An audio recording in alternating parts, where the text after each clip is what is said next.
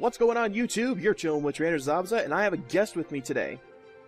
Hi, it's Antar1011. And you may be wondering what we're doing here. Actually, you probably don't know. You probably already saw from the title, so what am I talking about? Alright, so we're here because Antar was in the finals of my Little Cup tournament match, and we're not going to tell you how that went yet, but I'm going to hear doing an interview with him about said battle. So let's just jump right into it. Let's go ahead and look at these team previews first. The first team preview, we've got Antar with a Cottony, Drillbur, Timber, Tortuga. There we go. Jeez, why can't I remember that? Abra, Poniard, and then we have Cizayo with a Poniard of his own, a Larvesta, Abra, Archin, Snover, and a Mindfu, or Mianfu, which however you want to say it. So why don't you run us through the composition of your team, Antar? Okay, so the story behind this team is that at the end of Gen 5, I had made a lot of headway in Little Cup with a Little Cup stall team. Like, it was full-on stall, 3x Regenerator core. People hated it on Showdown. And I got to the top of the ladder at one point, and it was really exciting. So I loved that team to death, and when Gen 6 came around, I got quite a bit of mileage out of it. But then some things got banned, mainly Murkrow, who was key on my team, and the team kind of fell apart just in time for Trainer Zabza's tournament. So I kind of went back to the drawing board and thought about it and thought, really I want to go in the exact opposite direction of stall. I want to go hyper offense. And so that's usually what you're used to, and your opponent might predict stall. Yeah, that was part of it, but I just wanted to try something new. And so I thought about the sweepers that I wanted to use, and Tortuga just was the one that I really wanted to use the most. A great Shell Smash user, has access to priority, has access to sturdy. One of the premier sweepers of the game, I think.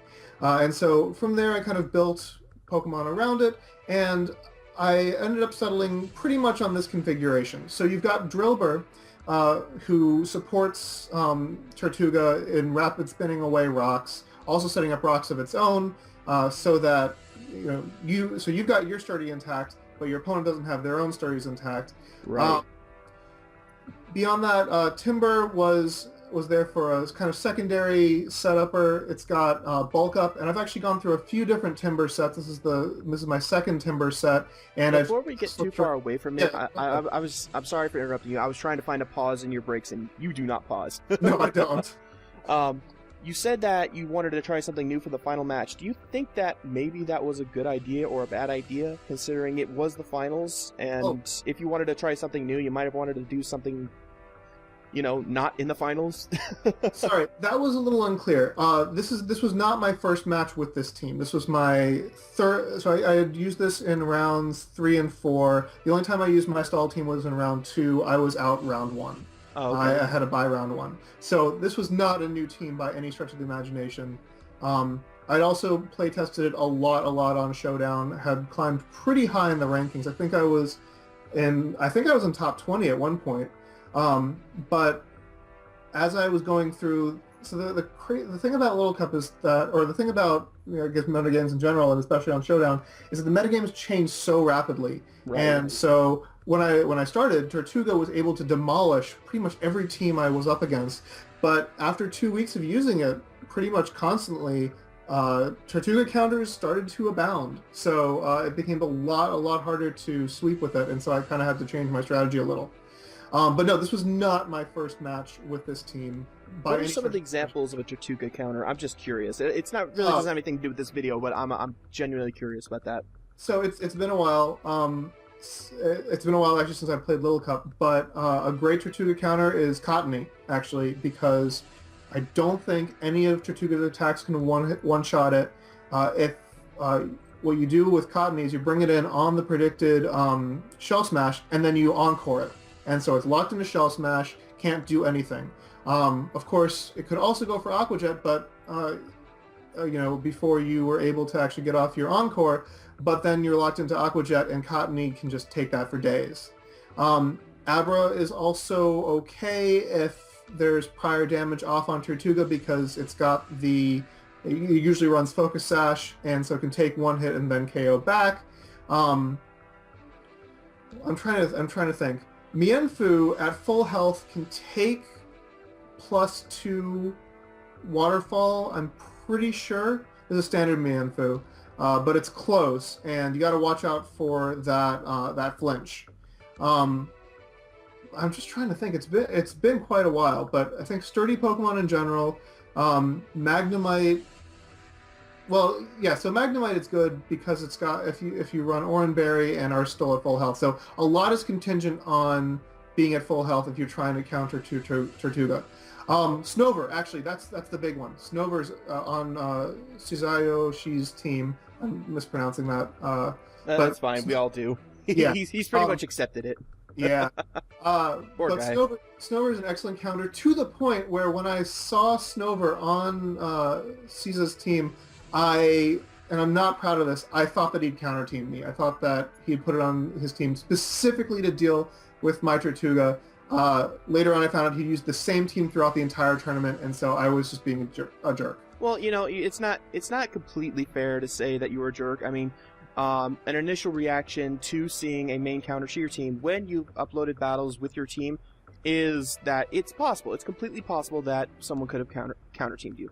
And Yeah. it's not unreasonable to think that. Now, if you go around spreading slanderous names, that's bad. If you just ask, hey, did you counter team me? That's not so bad, because you're just asking a question, and that should be fine. True. That's true.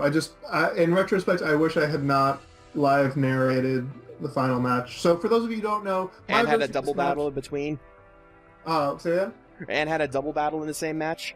Oh yeah, well no, that was fine. I didn't mind that. You don't mind that. I had to skip around in the video. Oh yeah, sorry about that. No, but you weren't interested in the double battle? No, not really. I was there to see the final Little Cup match, and I wasn't really in the mood for anything else. I had the table of contents. You could have just easily clicked a button and gone straight to it. Okay. I did. Good.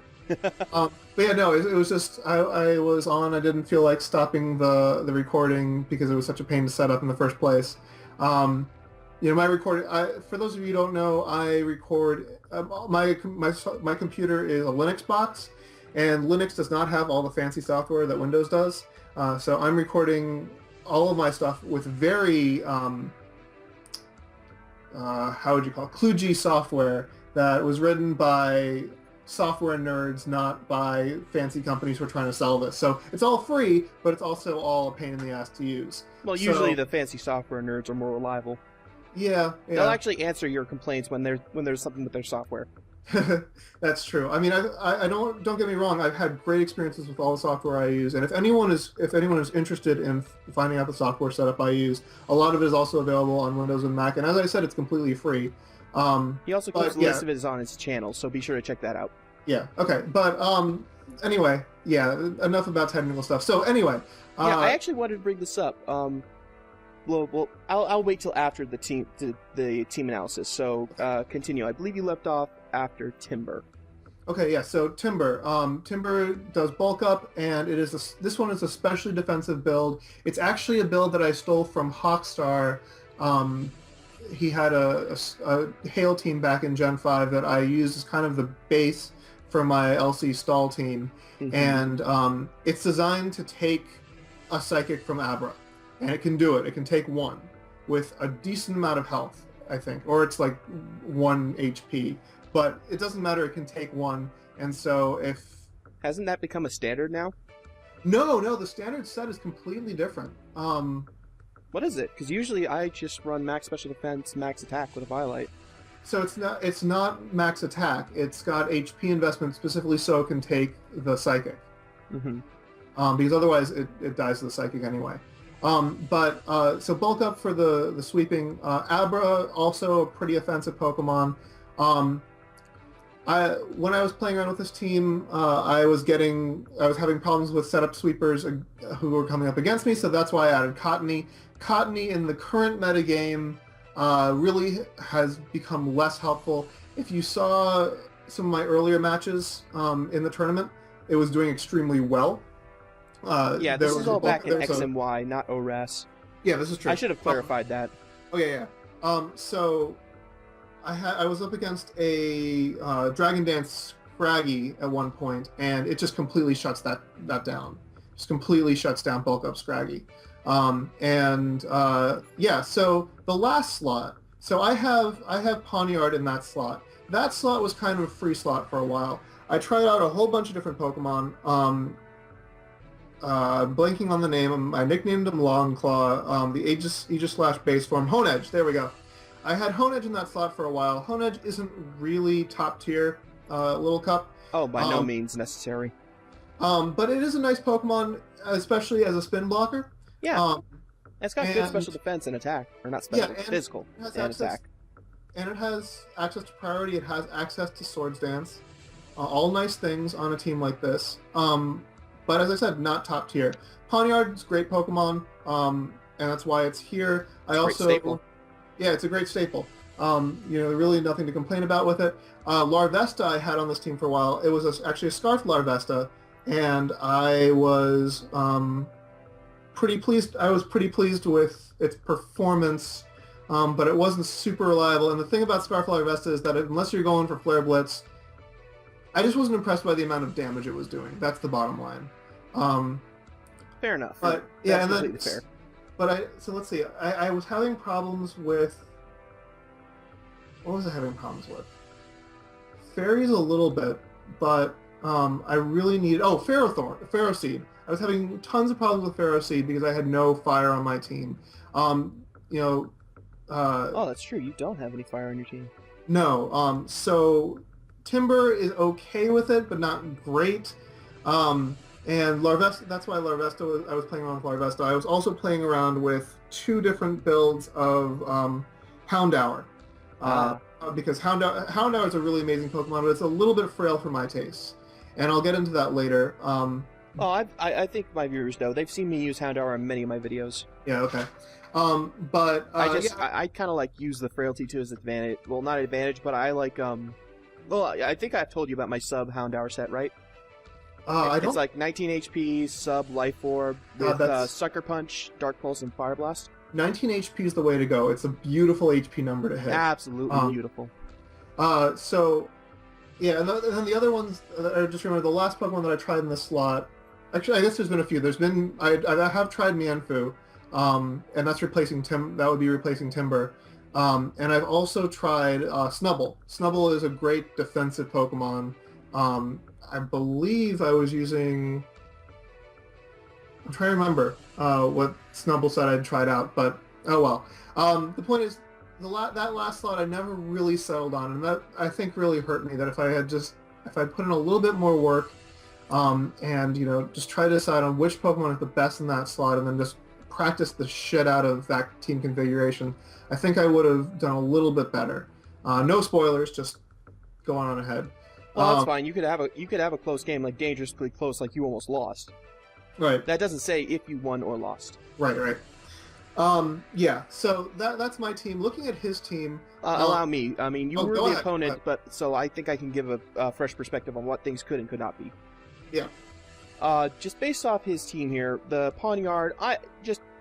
My experience. I have seen a little bit of the battle. I refrained from most of it because I do want to be somewhat surprised, but I did skip around to just see key parts.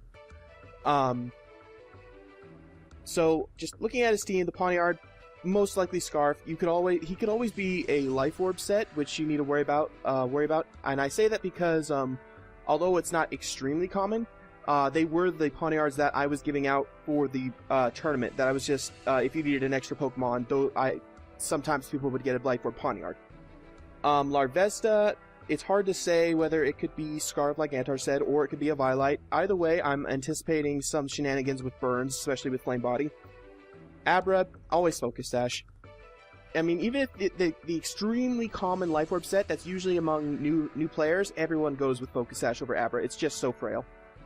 Archon, back then, Archon was fairly new to the metagame as a defogger, so people weren't sure quite how to run it. Some people were running a Violite, some people were running Berry Juice.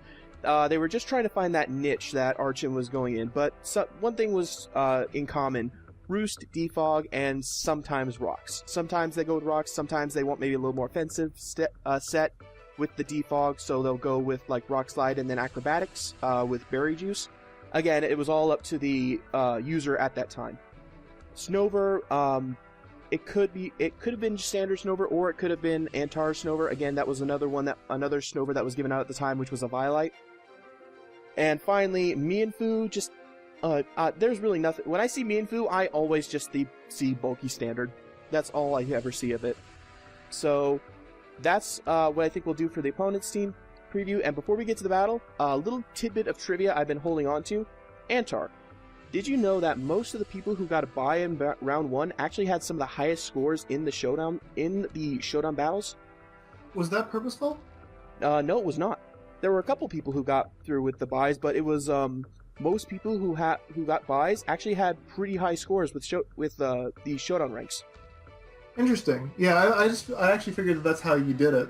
Since you actually asked us to give I did it completely random. I want it to be fair. Okay. I mean, sure, people may have higher ratings, but just I got to be fair to everyone. Yeah, no, especially with buys. Yeah. Cizayo actually had a decent score, but was one of the people who didn't end up getting a buy. Yeah, so he gone through all the rounds. Yeah, he went through all the rounds. Some people got through really quickly with the buys, but he was one of the only people who made it pretty far from round 1. Yeah, I was...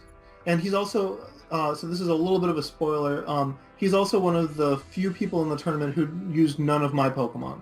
So...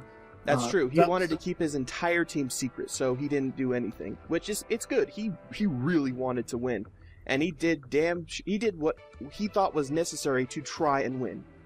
And I completely respect him for that. Yeah, that's pretty admirable for a YouTuber. It's really hard not to just upload a battle like one of those as content, because it's such an easy way to get content out there. Right. Well, I think we've thoroughly gone through this. I actually have no idea how long we've been recording, and we didn't even get to the battle yet. 17 minutes. Wow. This is gonna be an awesome video. I'm definitely gonna have to label it as an interview, not an actual battle overview. So, if you want to check the Skype thing, I'm gonna start playing the replay, and we're gonna start going through it. All right? All right, let's do it. And I've got some questions here and some timestamps, so if I interrupt you, I'm sorry. I just want to ask the question. No, that's totally okay. Okay, so we've got the battle here. Ciza challenging you. He starts off with Mienfoo. Pretty standard lead, in my opinion, as you start off with Cottony. Were you expecting the Mienfoo, or what? I 100% was, and I was very happy with this lead matchup. I was here expecting him to fake out. I was so surprised that he didn't. I was also extremely surprised that I outsped, because Mienfoo usually runs some speed investment, I think. Did you have any kind of indication on what set he was based off the damage it did and the fact that he outsped? Well, I sure as hell knew he wasn't scarfed. Yeah, that just looking at that tells me that he's bulky, maybe especially bulky. But just what were you thinking at the time? I was just thinking that did a good amount of damage. I am completely satisfied with that, and yeah. So let's see. I'm not actually. Oh, it was the double switch. Okay, so he switched in as I switched in, so that was fine. And the knockoff was expected. Knockoffs happen. Knockoff is such a pain in the ass in this metagame. What did you think when you found out that this was a physically defensive Mienfoo? I honestly don't know that I completely realized that. Timber, as I've said, does not have full attack investment. It's definitely not adamant, so I think that was about the amount of damage I was expecting it to do. And that would have been I guess probably not a 2-hit KO, but probably a 3-hit KO, so it would have been okay. I was genuinely surprised when I saw that, because it seemed like Mienfoo was it took the Dazzling Gleam really well, but it seemed like that if it was specially defensive, it should have taken less. But I didn't quite question it. But when I saw that the damage Timber did, and how it should have done more, I just knew it had to be physically defensive. Mm. What do you think of all these mind game switchings that he's doing? He's switching really well. He's playing this extremely well. And I'm having to dance quite a bit. So here I sack my Cottony, and it's unfortunate that I had to sack it this early, but it just felt like the best move at the time. And I was actually really hoping that I could. The whole idea behind this was that I could get out my Tortuga and just set up on him. Instead, since he's got his Snover out, I have to set up with someone else. So it's going to be my Pawniard. I've got the Swords Dance up, And I know that I outspeed because this thing, if my Cottony outsped, then this guy is going to outspeed. And so that's going to mean Iron Head should KO. Even physically defensive should KO. Oh yeah, there was no question that it was going to KO. He does a very wise switch here. I'm hoping he doesn't get the burn. And looks like I was spared there, and that's really good. So now I'm thinking, okay, he's probably... So I either outspeed or he's Scarfed, and so Sucker Punch was a great move. He went for the Willow, and I was like, okay, well, not Scarfed. That sucks. I wish I had a Cleric on this team. But oh well, should be fine. At +2, Poniard is still a huge threat with neutral attack. Yeah, exactly. So I think, okay, just go for an attack. Next turn, it's fine. He switches out. I can live with that. He goes out into his Mianfu. That's totally okay. I go for Sucker Punch again. That actually was a bad move, going for Sucker Punch a second time. Because at this point, I had no reason to expect that he was anything... Oh, wait, no. I saw, based on the hail, that he outsped me. Or if I didn't, I should have. So I don't know what I was thinking. I actually didn't notice that. Yeah, okay. So either way, I go for the Iron Head here. It does not KO, but it does a decent chunk of damage. If you like, we can go back and check. That's the beauty of... This is the beauty of a replay. We can check. I remember this now. Okay, yeah, no. I should have noticed the hail, but I didn't. I commented on this, I think in the annotations of my video, that I really should have noticed that the hail went first, but I didn't. And so it was a mistake on my end. So, okay, this is actually not that bad of a situation for me because I'm okay with my Abra being taken down with Sash if it means taking out this, taking out Pamela. Right. Who, interestingly, is running the Life Orb set. So 19 HP Life Orb, great set. If I could ask, when he was switching around with Larvesta, getting off the Will-O-Wisp, do you feel that you lost control of the flow of the battle? Yes, definitely. I don't think I ever had control of the flow of this battle. Well, I noticed it around the 3.5 minute mark because it seemed like you were kind of dancing around each other, but right around there is when he really started to just really bring the battle to his advantage. Yeah. Okay, so backing up a little bit. So if I didn't realize that he was Scarfed before, I definitely realized that he was Scarfed when he outsped my Abra. Because Abra's got amazing speed, or run timid. There's no way that Larvesta was going to outspeed. So at that point I was thinking, what the heck, he used Will-O-Wisp and he's Scarf? Of course, Will-O-Wisp is actually standard on Scarf sets. Is or isn't? I didn't hear that. Is, I believe. Oh, okay. But yeah, huge mistake on my part not realizing that he was Scarfed. And he's cleaning up with that Larvesta. Oh yeah. He has decimated my team. So at this point I realized that I had lost. And I was like, just got to do better in round 2. Just got to do better in round 2. Were you thinking about trying to see any more of his team, or do you think you pretty much got the gist of it? I felt that I pretty much had the gist of it. The big surprise was definitely that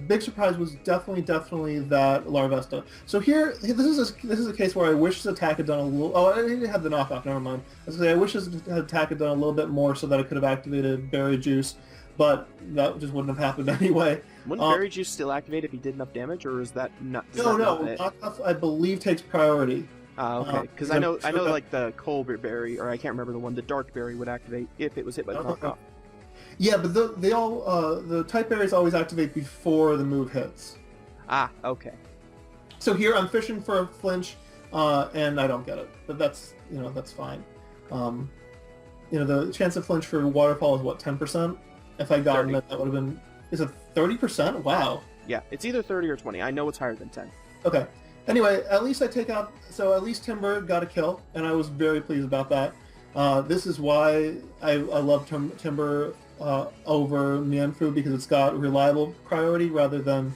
How surprised were you at that acrobatics?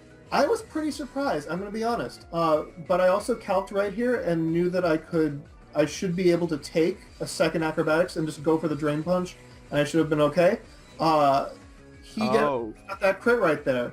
He knocked off your Violite before. How do you know you could have taken another one? Maybe I'm wrong, but I'm pretty sure I calced it with a Violite. If I didn't, then that didn't matter at all, and it's fine. But I'm pretty sure I calced without a Violate. Even so, I could have taken. I mean, if you'll bear with me, I can look at it right now. All right. While he's looking that up, we're going to go ahead into the second team preview.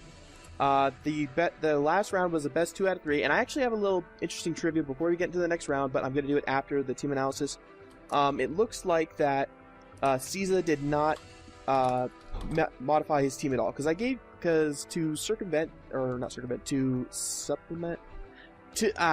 to make it a little more challenging, so that way you don't get to learn your opponent's team. Because if you do and you realize there's no way in heck you can beat it, then that's just not fair at all. I made it so that you could switch out a maximum of 2 Pokemon between each match. And it seems like Ciza did not take advantage of this. He did not switch out any Pokemon between matches. However, Antar, I believe you switched out your Cottony for your Shroomish. I did. I realized Fungus. I realized that Cottony was not going to be useful against Ciza. It just wasn't going to work out in this match. And Fungus is a very reliable Pokemon. It is top tier Little Cup. It's an amazing Pokemon with access to Spore, and I knew that it would be extremely useful in this match. So you were right. I forgot to take into account Violate. That crit didn't matter, and I actually need to fix my annotation now. So that makes me feel actually better. You probably should have went for Drain Punch. With the bulk up? Yeah. Yeah, I should have. But I was pretty despondent at that point in the battle, and I just didn't think I could have won it anyway. Right. Okay. And it was you already explained why you switched those out. You also made another switch. If I'm correct, I see the Houndour there. You switched out for I think no, Drober's still there. You switched out for Poniard. Yep. So what was the reasoning there?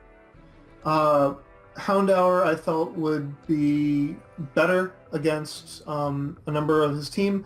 I figured it could switch in on an Abra's Psychic. Wouldn't particularly like to take the Hidden Power Fighting. I think this was the Violite set, so I can't remember whether it can take it. But based on the Pokemon that he had, there was that Snover there.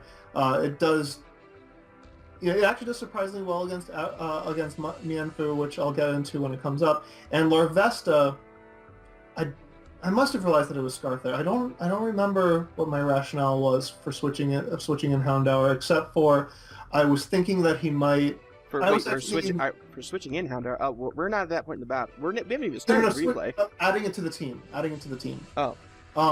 I thought that he was going to switch out members of his team. Oh, I was actually going to ask that. What were you expecting any switches? Yes, I was. I don't know necessarily who I was expecting to switch. Presumably I guess he didn't really need a second counter for Tortuga. But yes, I was definitely expecting him to switch in someone. I just didn't know what he had access to, and I figured that Houndour is also a Pokemon that I wanted to play around with a little bit. How did you feel when you saw that he brought the same team? Did you feel confident? Did you feel like, okay, I can do this? I felt better. Yeah, I felt that I knew his team, and I thought that gave me an advantage. And he did not know the sets of my 2 Pokemon that I brought in. I mean, Fungus is pretty standard, and I'm actually running a more standard set in this battle than I usually do. But as for Houndour, there are quite a few different sets that you can run. So I felt good about that. I also was surprised that he didn't switch things out. I was wondering whether it was because he was feeling arrogant because he had won and therefore didn't need to make changes, or whether it was because he didn't have access to anyone else. Actually, it's neither of those, and that's the little tidbit I wanted to bring up. Oh, okay. You see, he actually found a loophole, completely legal in the tournament, completely valid. If you did it too, it would have been absolutely fine, because he didn't have access to a lot of Pokemon. So what he asked, and he thought it was very unfair that it would be best 2 out of 3, because then you'd know the teams. Mm-hmm. But he asked, do they need to keep the same items between matches? Oh. So, that Larvesta, if you thought of it outsped, I believe Larvesta and Poniard speed tie. So there's a very good chance that could have just been a Violet. Yes, that's true. But it doesn't outspeed Abra. Yeah, that reasoning was out the window when I saw that. But he brought up the good point of switching items, and he felt that he would give the advantage. And he asked. To be fair, he did ask if I was going to tell you, and I said, not unless he asks. because Ciza did ask, and if they ask, I will tell. You know what I mean? Yeah. So he was pretty sneaky about that. I kind of liked his ingenuity. Did he change items? I am not 100% sure. I actually did not have a chance to go through the second match and get the interview questions I wanted. Yeah, I didn't notice any changes. Larvesta either was definitely scarfed or played as if it were scarfed, and so definitely there was nothing where I felt that there was anything different, because I'd realized with the Abra that he wasn't that he was scarfed, and I was kicking myself at that moment because there were so many things I could have done had I realized he was scarfed at that point. Namely, not sacrifice my Abra, because my Abra could have really made the difference in that match. But wait, is Abra was scarfed? No, I'm sorry, Larvesta. If I'd realized his Larvesta was scarfed in the first match before the Abra, and it was after the Abra that I was basically counting on my Abra to outspeed in that particular moment. I liked how he ran Choice Scarf Will-O-Wisp. I do like that. Yes, yeah, I do too. It's a nice fake out. It threw me for quite an impressive loop, and it ended up being pretty decisive. I really like plays like that because it takes your opponent's expectations and uses it against them. I love those kind of plays. I love doing them myself. Like the Houndour set I was telling you about. Like, how many people run Substitute on Houndour? Not enough. That's the answer. And it's so perfect because he has such frail defenses, and the 19 HP is perfect because he only takes a little bit of Life Orb recall, and he can make cheap substitutes. Yep. I guess it must be 4 HP substitutes. Yeah, it's 4 HP substitutes, so they're not... They're like I said, they are cheap substitutes, but a sub is a sub. And he only takes 1 HP from recoil, which is amazing. Yeah. Okay, so I think we've done enough with the team analysis and the banter. Let's go ahead and get to this second match, if VLC will go ahead and load it. No, not you, Windows. Go away. I'm using VLC for this one. Just take a sit back. It is playing. I know, I'm trying to adjust the screen. Oh, you gotta adjust the screen, right? Okay, so here we go into the second match. Thoughts going into this match?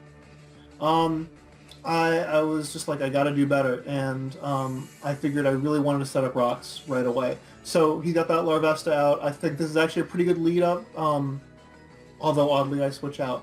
I guess I didn't want to take the Willow. I know I was right. I was expecting the Willow here, and I was really hoping that Kesha would get burned. When Timber gets burned, it is just a really scary Pokemon. Oh yeah, you don't have to tell me. Yeah, so I was really hoping there. And so, so here he does the double switch. And that's actually okay with me. And he switches out Larvesta. I'm like, yes! Come on, knock off, get the burn! And nothing. Yeah, this happened actually consistently throughout the tournament. There you see that he was Choice Scarf for the second one. Yeah, he was Choice Scarf. So here I was hoping for the Fire-type move. Didn't get it, and Sherlock is very frail. With the way he was playing last match, I'm kind of surprised you decided to make the switch. Yes, the fire move could have been there, but I thought your Timber had enough bulk to take it. I would not have switched into Houndour, considering how much U-turn he's been doing and how much he's doing now. Yeah, I mean, this is like a complete. If you look at it closely, it is a complete U-turn team. Not even Volt turn, just U-turn. Yeah, no, you're right. It probably wasn't the best move in that situation. So he definitely has the momentum here. He seems to be controlling the switches a lot better than I am. And here again, I'm just fishing for the burn. He goes for the Flare Blitz. That gets me down really low, and I have squandered Kesha here. I go for the fake out, Mach Punch, just to get a little bit of damage. I know I'm gonna die. I actually survive. I'm surprised he went for the U-turn. I'm guessing he was expecting you to try and save it. Yeah. But I could have gotten so much health back with Drain Punch. Instead, all I can do is... Well, if you remember, it was a physically defensive Mienfoo, so I don't think you would have been able to get that much. No, but I could have gotten my health a little higher. Yeah, I will admit that.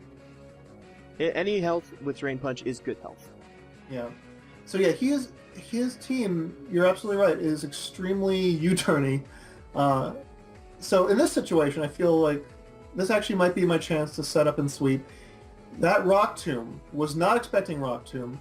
Oh, I love Rock Tomb on Archon, especially if it's defense support. That was so key. That was so incredibly key to this match because there's so many things that I can outspeed when I'm at +2, cannot outspeed at +1. For instance, I had to go for the Aqua Jet here because Waterfall would not have outsped, assuming he ran Speedy V's, I think. Just out of curiosity, why didn't you go for another Shell Smash? I don't think another Rock Tomb would have killed you. I think if he'd had Earthquake, he would have killed me. Ah, okay. Well, just again, since he was running Rock Tomb, you'd think that he wouldn't be running Earthquake, just because Rock Tomb is such a support utility move. Right. Here was a bit of frustration. I was actually completely predicting that he'd probably switch out, and I was thinking this would be excellent because Fire Blast is an easy 2 KO against Mienfoo, and I saw that happen, and I wanted to cry. I really wanted to cry like a baby. Oh, I hate when that happens. Yeah, but luckily I do have Minima, and Minima walls this thing. It prefers having it to Violate, but it doesn't 100% need it because it has Regenerator and it has decent enough bulk. The Hail is really playing against him at this point because I've got Regenerator. His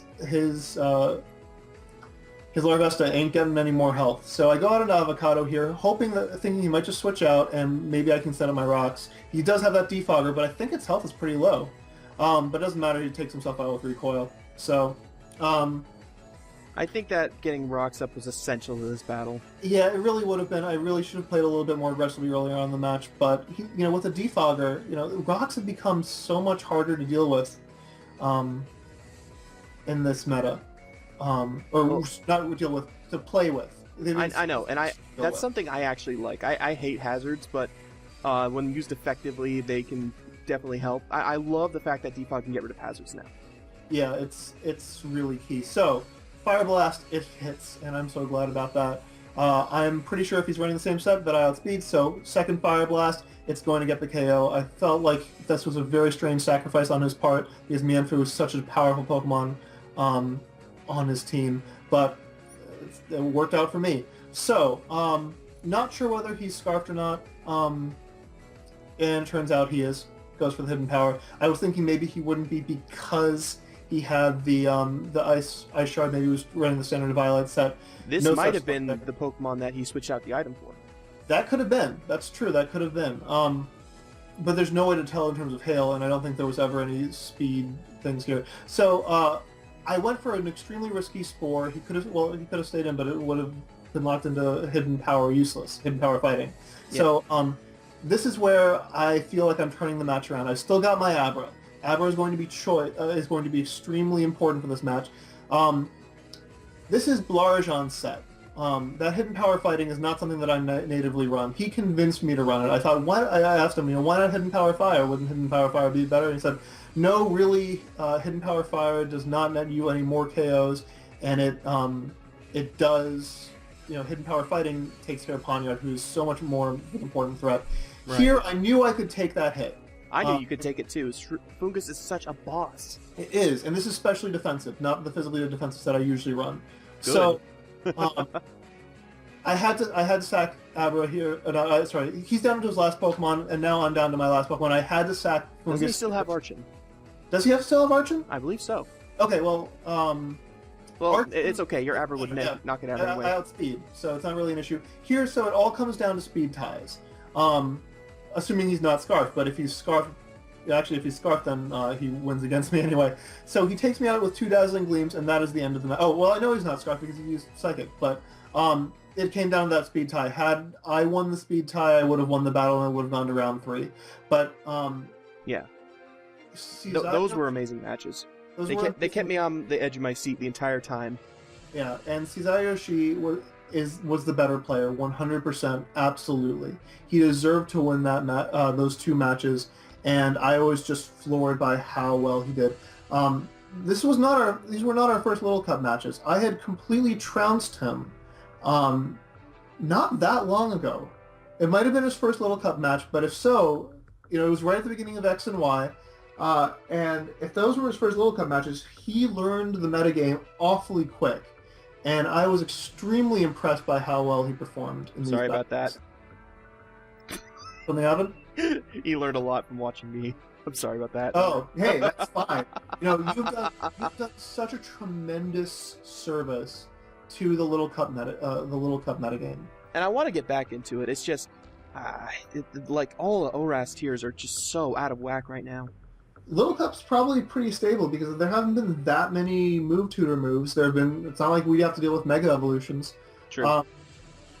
I was really hoping for some new hidden abilities. I was really hoping for snowboarding. We got adaptability scrub, didn't we? Did we? I thought we had that before. Well, if we got adaptability Dragalish, we have adaptability Skrelp. Interesting. Okay. Well, that's something. But also, we now since X and Y came out, we do have access to Unburdened Trico.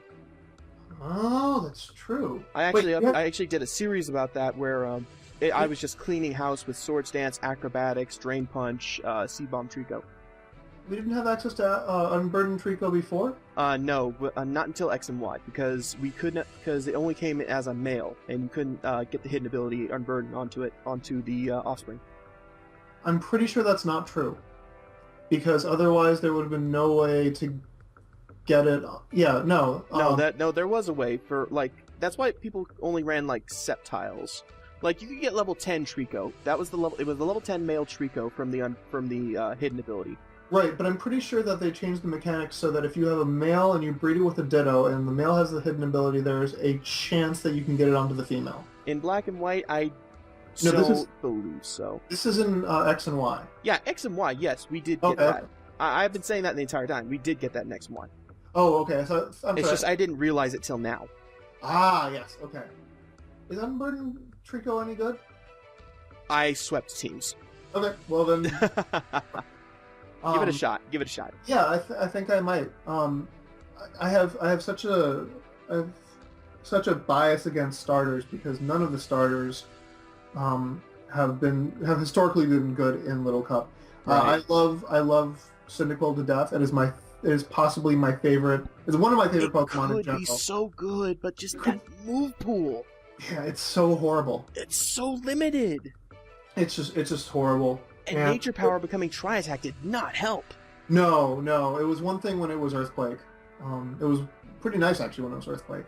Yeah, it didn't do too much damage, but you got a pretty good, significant more coverage. Yeah, it's just sad.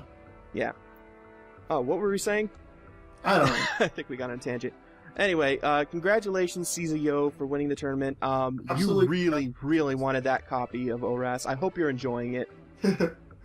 He actually sent me a tweet. Let me give you the link real quick. He sent me a tweet with him and a photo just saying, "Hey, thanks for the game," and then he had his tongue out, which I hope that's just some French thing to be silly. I'm hoping he's not mocking me. That would have been awful.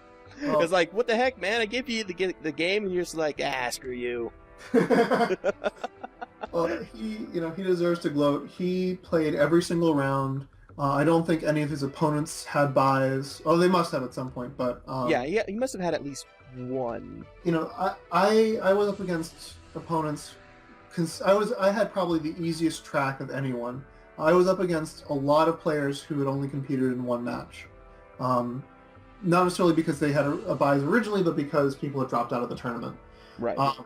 I had a really easy go of it. My fourth round match was almost easier than my third. If I'm remembering correctly, maybe it was third versus second.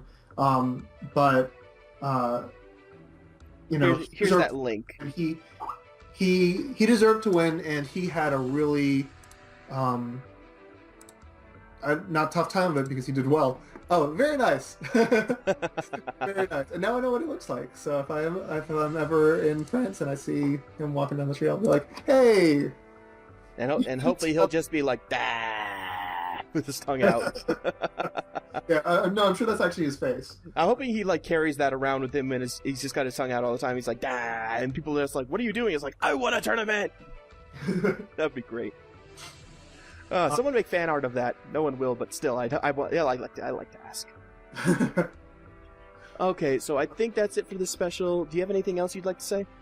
Yes. You can choose whether you want to handle this in video. I guess you'd have to set up a recording from the 3DS. But after the tournament, I was on So leading up to the tournament, I've been doing a lot of Little Cup breeding and a lot of difficult, weird Little Cup breeds.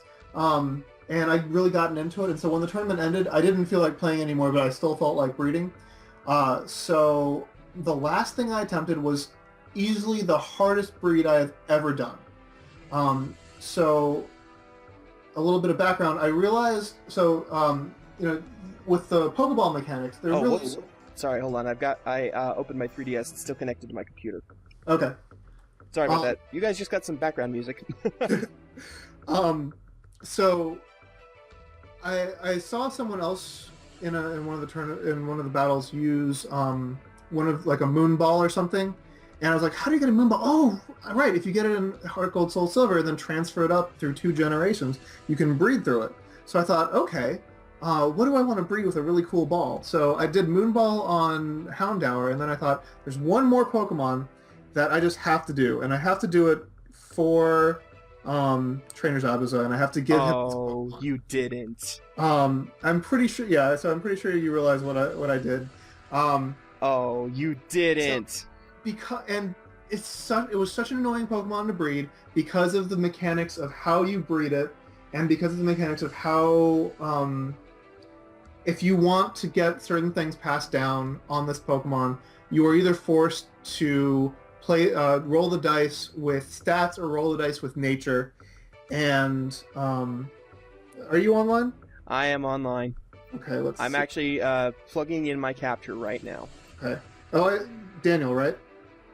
Fantastic. Okay, so I'm going to go ahead and set this up.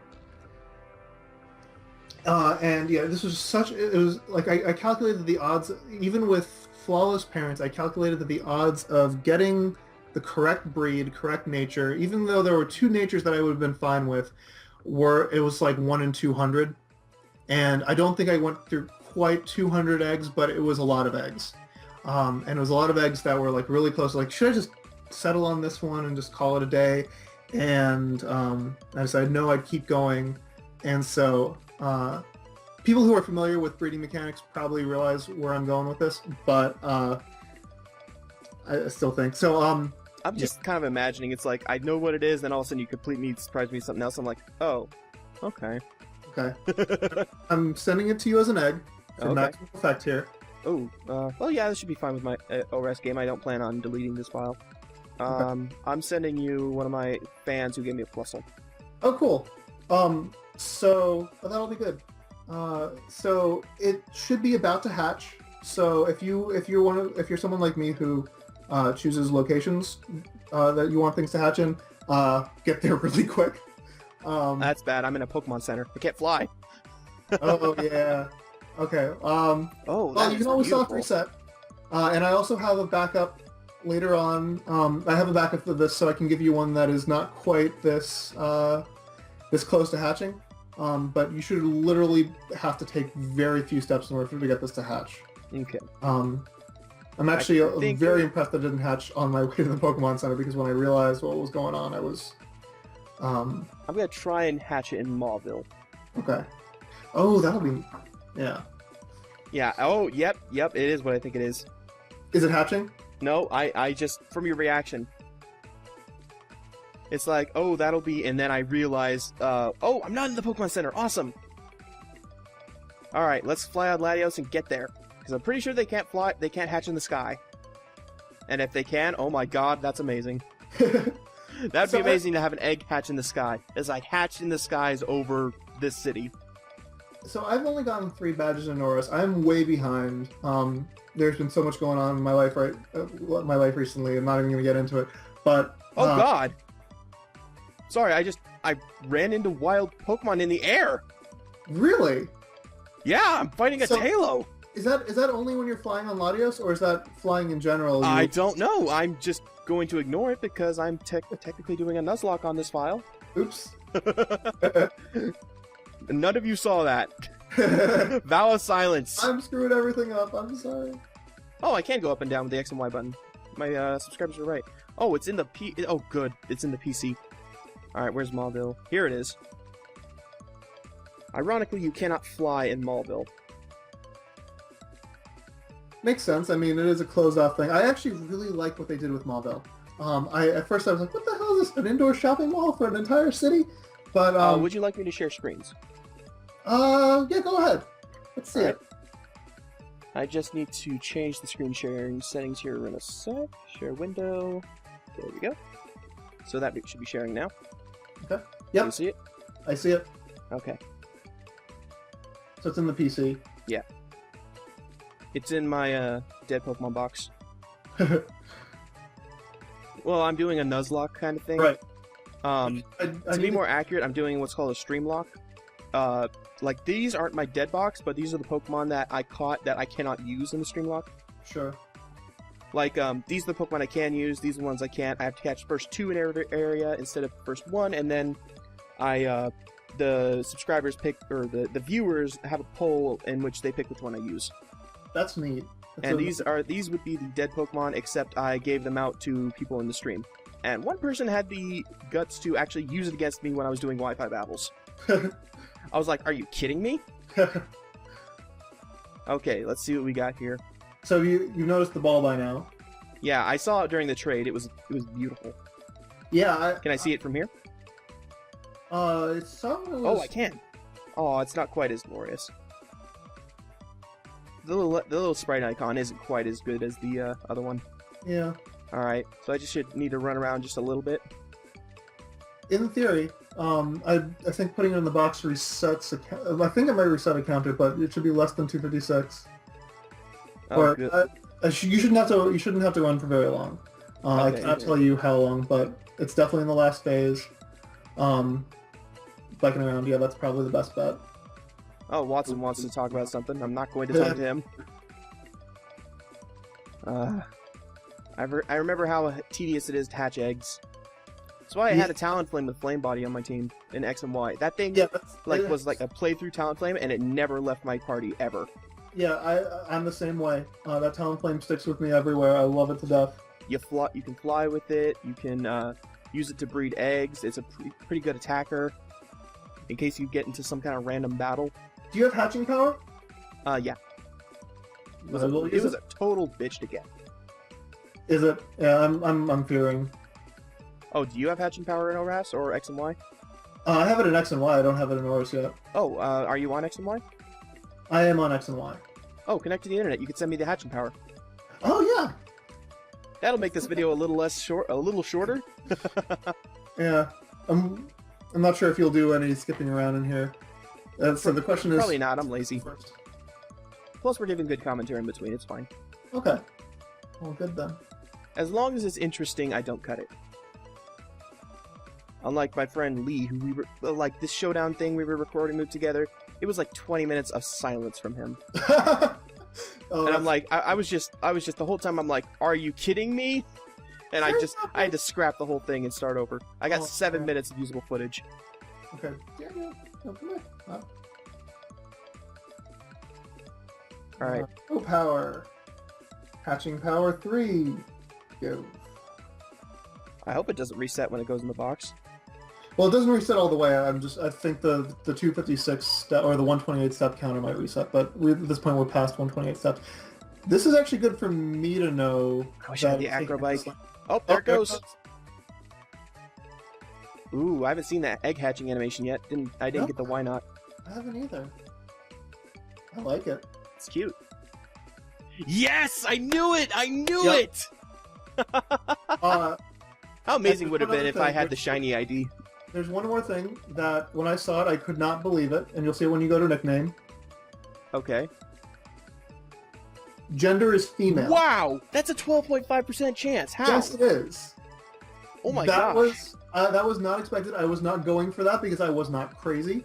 I saw it and I freaked out, and I thought this is the most amazing thing ever, and I hope you enjoy it. It is flawless.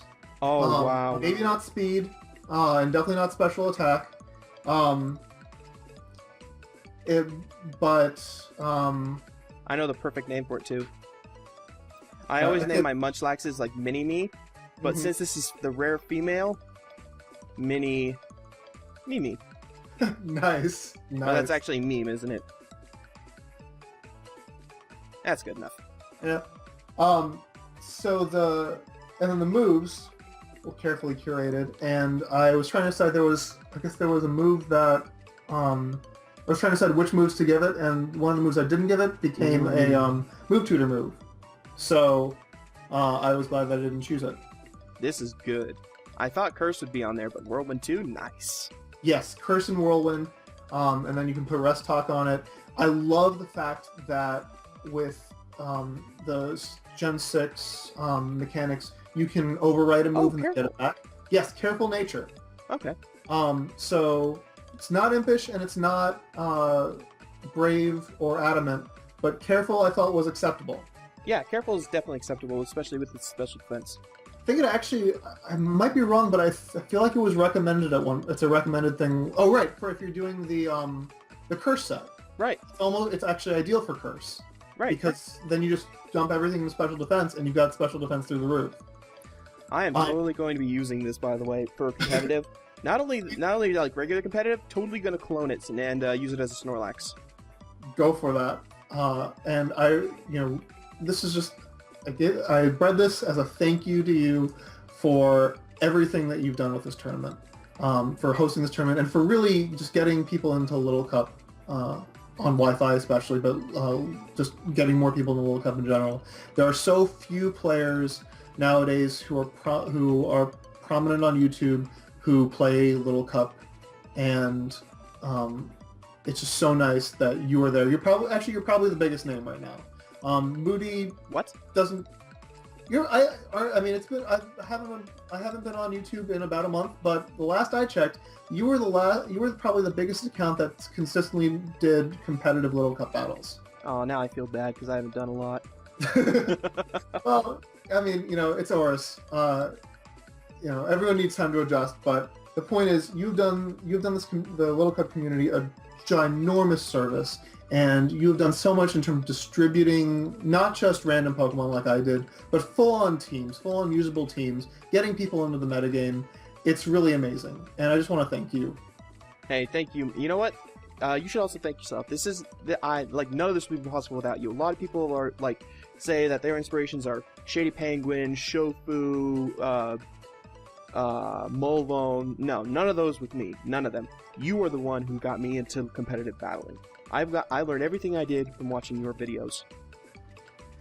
Well, in fact, you being my first battle was after I had after you'd shown me that you need to be good at a tier. You need to be good at battling before you start just randomly uploading videos. You need to know your stuff. That means so much, and